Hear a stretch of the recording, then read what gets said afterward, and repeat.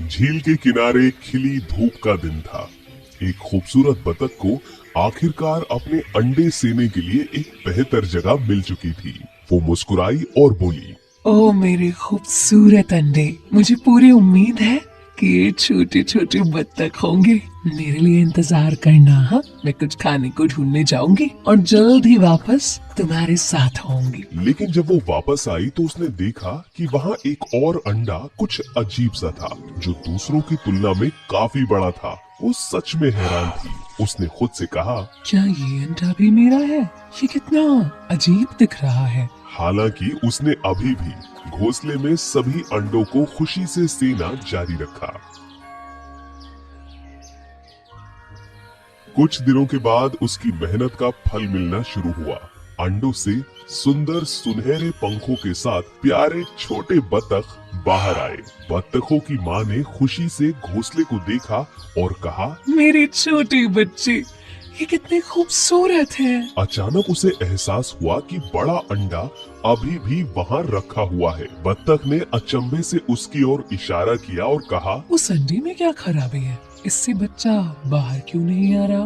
ये वही अंडा था जो पहले अजीब था। माँ ने अपनी पूंछ हिलाई और घोंसले पर बैठ गई। उसने सिर हिलाया और खुशी से कहा, ये निश्चित रूप से सबसे सुंदर बच्चा होगा, क्योंकि इसे बाहर लाने में मुझे इतना लंबा समय जो लग रहा है। लेकिन जब अंडा टूटा तो वहाँ केवल एक ग्रे रंग का छोटा बतख था। उसका नाम था लुइस।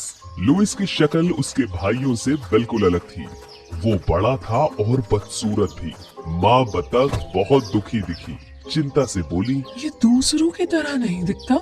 ये शायद सबसे बदसूरत बत्तख का बच्चा है, जिसे मैंने कभी नहीं देखा। ऐसा कैसे हो सकता है? बतख के बच्चों को जल्दी ही एहसास हो गया कि लुइस उनसे अलग है। उन्होंने बदसूरत बतख का मजाक बनाना शुरू कर दिया।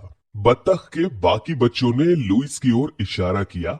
उनमें से कुछ जमीन पर लोट-पोट कर हंसे, कुछ ने अपना पेट पकड़ा और जोर जोर से हंसे। एक छोटा बतख चिल्लाया, तुम बदसूरत हो, दूसरे ने भी उसे ताना मारा। बहुत ज्यादा बदसूरत हो। लुइस वास्तव में दुखी था। उसने अपना सिर नीचे कर लिया। समय बीतता गया। लुइस के अलग दिखने की वजह से उसके अपने ही भाइयों ने उसका मजाक बनाया और उससे दूरी बना ली। पहले छोटे बत्तख ने ताना मारा, बदसूरत लुइस, हमसे दूर रहो। दूसरे छोटे बत्तख ने सहमति जताई। हम तुम्हें देखकर वास्तव में असहज महसूस करते हैं। तीसरे छोटे बत्तख ने कहा, ये सही है, हम तुम्हारे साथ कभी नहीं खेलेंगे। दिन ब दिन बेचारा लुइस खुद को पानी में देखता था और वो जो भी देख सकता था वो था सिर्फ एक बदसूरत ग्रे बत्तख। लुइस ने आह भरी और दुखी होकर बोला, मैं वास्तव में बहुत बदसूरत हूँ। मुझे कोई पसंद नहीं करता। उसने आंखें बंद करी, आंसू गिरने लगे। माँ बतख भी निराश थी। लुइस और भी बदसूरत हो रहा था। बेचारा लुइस पूरे झुंड द्वारा खदेड़ दिया गया था। लुइस दुखी और अकेला था। उसने झुंड को छोड़ने का फैसला किया। लुइस दुखी था और वो झील से दूर चला गया। उसने सोचा और फुसफुसाया, मैं कितना भागा हूँ। उन सब ने मुझे दूर भगा दिया, लेकिन अगर मैं इस दुनिया में था तो मेरे लिए कहीं कुछ तो होगा। तभी लुइस को हंसों की आवाज सुनाई दी। उसने अपना सिर उठाकर ऊपर देखा। अचानक उसने देखा कि हंसों का झुंड उड़ रहा है। लुइस उत्साहित महसूस करने लगा। कुछ था जिसने उसे हंसों का पीछा करने के लिए प्रेरित किया। उसने अपनी छोटी गर्दन उठाई, अपने छोटे पंखों को लहराया, उनके पीछे दौड़ा और चिल्लाया, दोस्तों, मुझे अपने साथ ले लो। अरे, मैं यहाँ हूँ। हालांकि हंस बहुत ऊंचे उड़ रहे थे और उन्हें किसी की परवाह नहीं थी। लुइस फिर से उदास हो गया। लुइस दुखी मन के साथ खुद से बात करता है, वो कौन है? मैं वास्तव में उनके साथ उड़ना चाहता हूँ। उसकी आंखों में चमक आने लगी। उड़ना? अगर मैं उनका पीछा करना चाहता हूँ तो पहले मुझे उड़ना आना चाहिए। ये सही है, मुझे उड़ना सीखना होगा। लेकिन मैं शुरू कैसे करूँ? इसके तुरंत बाद लुइस ने एक आलीशान मुर्गा देखा। उस मुर्गे ने अपने पंखों को जोर से फड़फड़ाया और बांग दी। लुइस की आंखें खुशी से चमक उठी। उसने सोचा, ओह, ये मुर्गा कितना मजबूत है, उसके मजबूत पंखों को देखो, वो उड़ने में अच्छा होगा। लुइस उसके पास गया, अपनी कहानी सुनाई और मुर्गे से उसे उड़ना सिखाने के लिए कहा। मुर्गे ने सोचा और खुद से बात की, मुझे नहीं पता कि उड़ना कैसे है, लेकिन अगर मैं इस बदसूरत बत्तख के बच्चे से ये कहता हूँ तो वो मुझे बेवकूफ समझेगा। अब इससे छुटकारा कैसे पाऊं? फिर अचानक उसे एक विचार आया। हाँ, मेरे पास एक रास्ता है। मुर्गा उठा और गर्व से बत्तख से कहा, ठीक है, वो हंस है और तुम उनके साथ उड़ना चाहते हो। लुइस ने खुशी से सिर हिलाया। हाँ, कृपया मुझे भी उड़ना सिखा दीजिए। मुर्गे ने अपने पंख लहराए और मजाक उड़ाते हुए हंसकर कहा, उड़ना एकदम आसान है, लेकिन तुम सिर्फ एक छोटे बदसूरत बतख हो। अगर तुम उड़ना जानते भी होते तो भी वो तुम्हें कभी स्वीकार नहीं करते। लुइस ने सोचा और दुखी होकर कहा, मैं अब भी हर कीमत पे उड़ना सीखना चाहता हूँ, यहाँ तक कि अगर वो मुझे खुद से दूर भी भगा दें, तो कम से कम मैंने अपने सपने को पाने के लिए कड़ी मेहनत तो की होगी। मुर्गे ने सोचा, उसने सिर हिलाया और गंभीरता से बत्तख से बोला, ठीक है, लेकिन इससे पहले कि तुम सीखो, तुम्हें पहले खुद को साबित करना होगा। अगर तुम मेरी तरह काम कर सकते हो तो मैं तुम्हें सिखाने के लिए सहमत हो जाऊंगा। मुर्गा अपने पैरों का इस्तेमाल मिट्टी को कुशलता से खोदने के लिए करता है।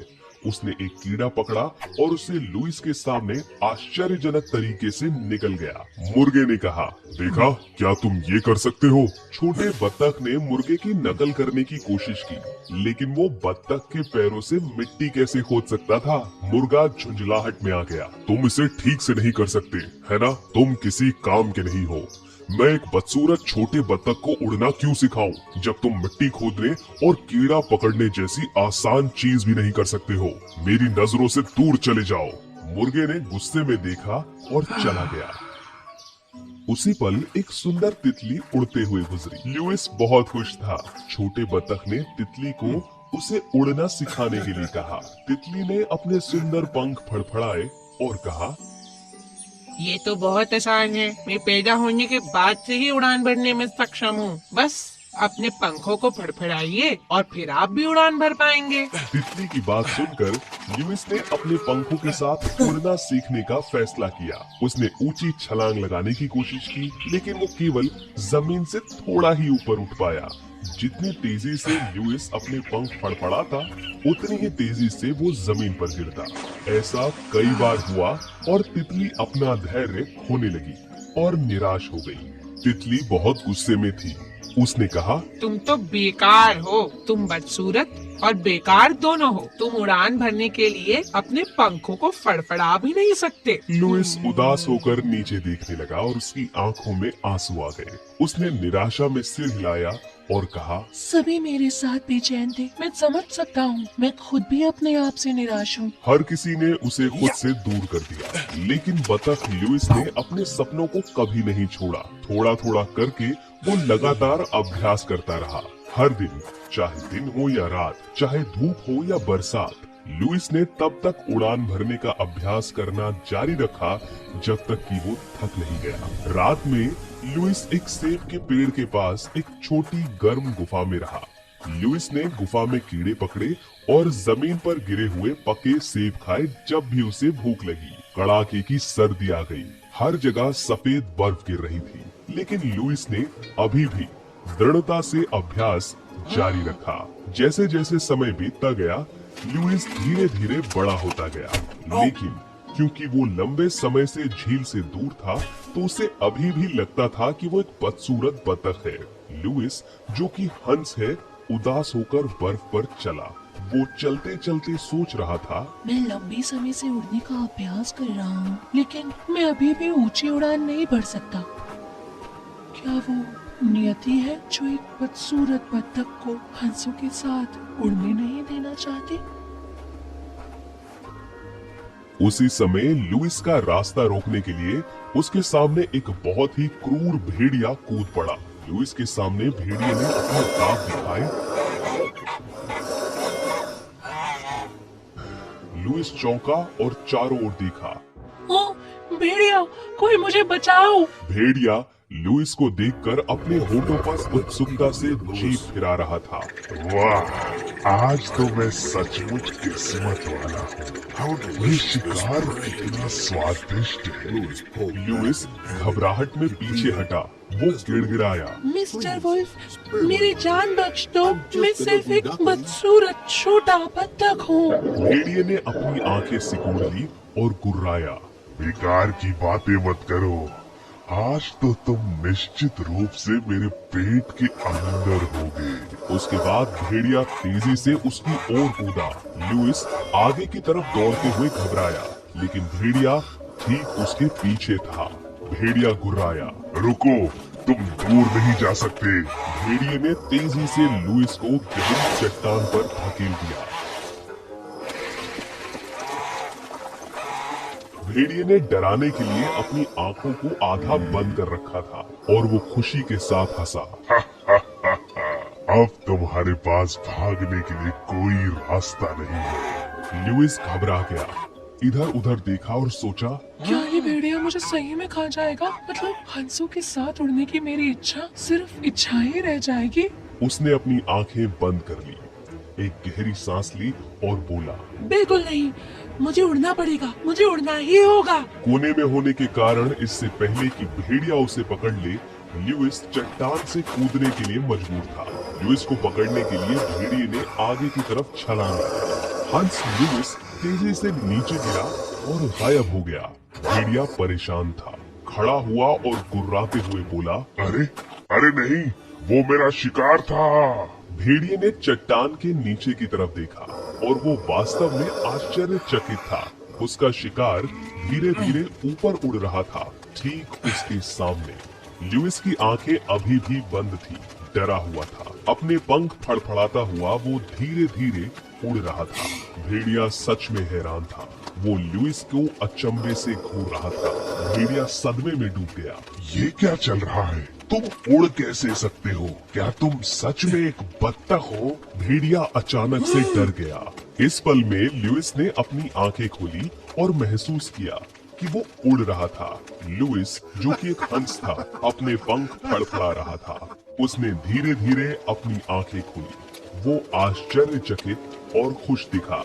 लुइस ने अपने पंखों की तरफ देखा जो फड़फड़ा रहे थे। उसने खुशी से कहा, यकीन नहीं होता, मैं उड़ रहा हूँ। उस भेड़िए को पीछे छोड़कर लुइस ने खुशी से अपने पंख फड़फड़ाए और उड़ गया। उड़ान भरते समय लुइस नीचे समुद्री नजारों को देख रहा था। वो कभी इतना खुश नहीं था।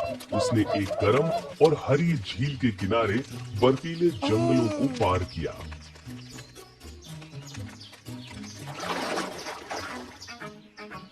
लुइस एक सुंदर हंस को पानी में तैरता देखकर चौंक गया। वो तुरंत समझ गया कि उसे प्यार हो गया है, लेकिन वो हिम्मत नहीं जुटा पाया क्योंकि लुइस अपने रूप और दिखावट को लेकर बहुत शर्मिंदा था। लुइस ने सोचा, हिचकिचाया और खुद से दुखी होकर बोला, निश्चित रूप से वो मुझे दूर भगा देगी क्योंकि मैं सिर्फ एक बदसूरत बत्तख जो हूँ। लुइस पानी में चला गया। उसने झील में तैरते हुए उस सुंदर हंस को देखा। लुइस ने जानबूझकर कहा, लेकिन कुछ ना करने से बेहतर है कि वो मुझे खुद से दूर भगाए। कोई बात नहीं, मैं अपनी तरफ से पूरी कोशिश करूँगा। अपने पूरी हिम्मत जुटाकर लुइस तैरकर सुंदर हंस के करीब पहुंच गया। वो बहुत अचंभे में थी। उसने लुइस को घूरते हुए देखा। लुइस दुखी होकर बोला, मुझे पता है कि मैं सिर्फ एक बदसूरत बत्तख हूँ। मुझे हर किसी से नफरत ही मिलेगी। लुइस हंस की आंखों में घूरता रहा और बात करना जारी रखा। लेकिन मैं अभी भी तुम्हारा दोस्त बनना चाहता हूँ और तुम्हारे साथ इस झील पर तैरना चाहता हूँ। क्या ये ठीक रहेगा? हंस ने अचंभे से लुइस की तरफ देखा। सुंदर हंस मुंह पर हाथ रखकर हंसते हुए बोली, क्या कहा तुमने? बदसूरत बत्तख? खुद को ध्यान से इस पानी में तो देखो। लुइस पूरी तरह से आश्चर्यचकित था। अपने जीवन में पहली बार वो देख सकता था कि वो अब एक बदसूरत बत्तख का बच्चा नहीं था, बल्कि एक सुंदर हंस बन चुका था। अचंभे के साथ लुइस ने कहा, कमाल है।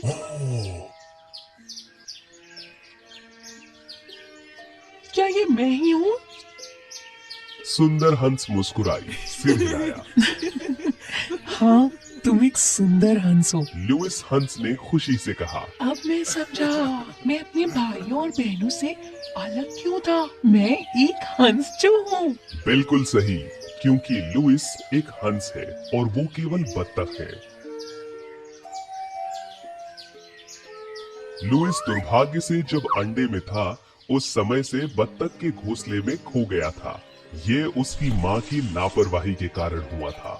सुंदर हंस ने लुइस को बाकी हंसों से मिलाने के लिए पहल की। उन्होंने लुइस का गर्मजोशी से स्वागत किया और उसे झुंड का सदस्य माना। लुइस हंसों के बीच खड़ा था। उसने उनके साथ खुशी से बात की। लुइस चिल्लाया, जब मैं कभी एक बदसूरत बत्तख का बच्चा था तो मैंने ये कभी नहीं सोचा था कि मैं इस तरह खुश भी रह सकता हूँ। हंस मुस्कुराए, लुइस को खुशी से देखा। ये अब तुम्हारा घर है। हंस खुशी से लुइस के आसपास बैठ गए और इसके साथ में लुइस और सुंदर हंस झुंड का सबसे खूबसूरत जोड़ा बन गया और उन्होंने अपना जीवन खुशी खुशी बिताया।